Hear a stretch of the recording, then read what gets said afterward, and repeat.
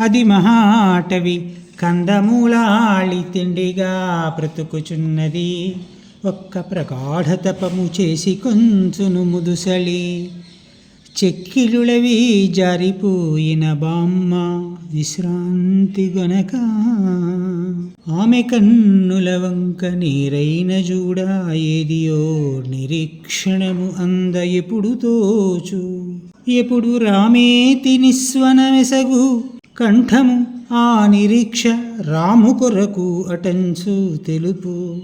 వనము చెరించు తా భీతిపడక నిమ్మి క్రూరముగ తతి సైతం మురుపుదాల్చు. శాంతి దేవతలైపోవునంతికమున ఆమె పోయిన ఎప్పుడై అడవిలోనా.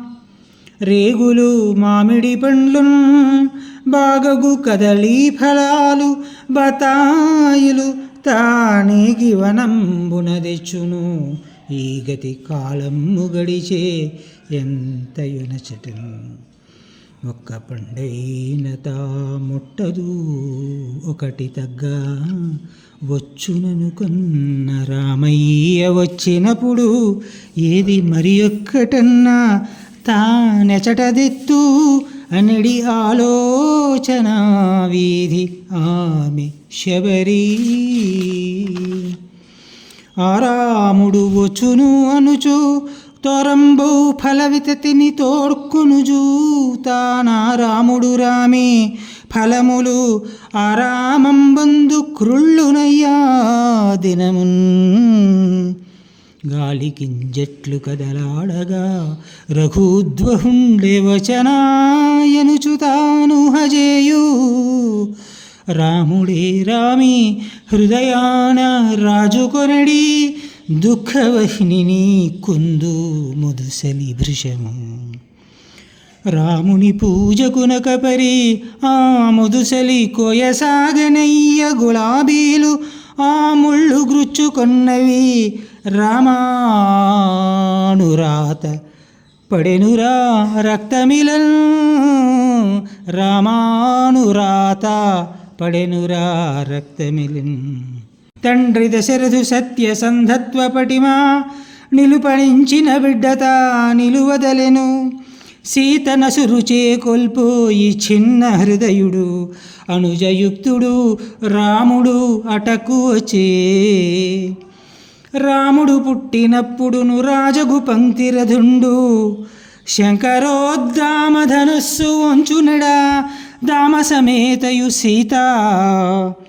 నెమ్మదిన్ శ్రీ మహనీయ సౌఖ్యముల చిందిరియంతలో అంత సౌఖ్యము ఆ రాముని చూచి పొందినదిరా మునివృత్తియు మానసంబునన్.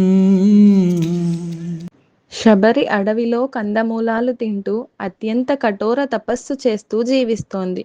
వృద్ధాప్యంతో ఆమె చెక్కిళ్ళు లోపలికి పోయినా, శరీరం బలహీనమైన విశ్రాంతి తీసుకోకుండా శ్రీరాముని దర్శనం కోసం నిరంతరం ఎదురు చూస్తోంది. శబరి కళ్ళు ఎప్పుడూ అడవి దారి వైపే ఉంటాయి. ఎప్పుడు నా రాముడు వస్తాడా అనే నిరీక్షణతో ఆమె హృదయం నిండిపోయింది.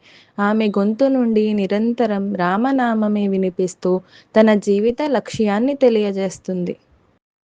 శబరి అడవిలో సంచరిస్తున్నప్పుడు క్రూర మృగాలు కూడా ఆమెకు హాని చేయకుండా శాంత స్వభావంతో మారిపోతాయి.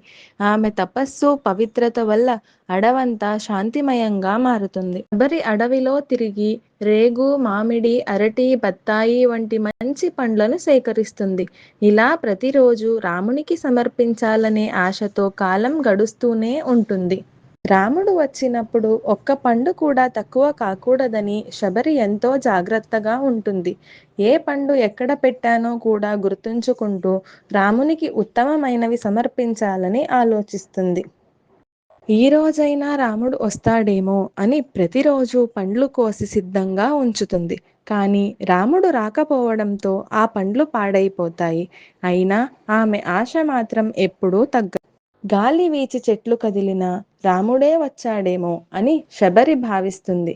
ప్రతి చిన్న శబ్దంలోనూ రాముడి రాకను ఊహిస్తూ విరహాగ్నితో ఆమె హృదయం బాధపడుతుంది. ఒకసారి రాముని పూజ కోసం గులాబీ పూలు కోయడానికి వెళ్ళిన శబరికి ముళ్ళు గుచ్చి రక్తం కారుతుంది.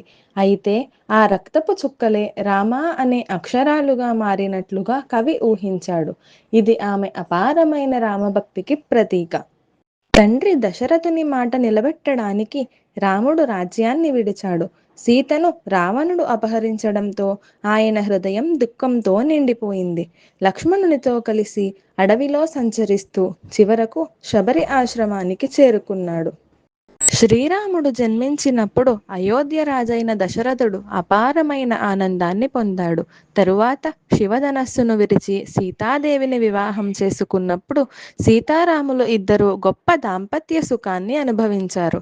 అయితే ఈ సుఖాలన్నింటికంటే ఎంతో అధికమైన వర్ణనాతీతమైన ఆనందాన్ని శబరి వంటి మహర్షుల పవిత్రమైన మనస్సులు శ్రీరాముని ప్రత్యక్షంగా దర్శించినప్పుడు పొందాయి.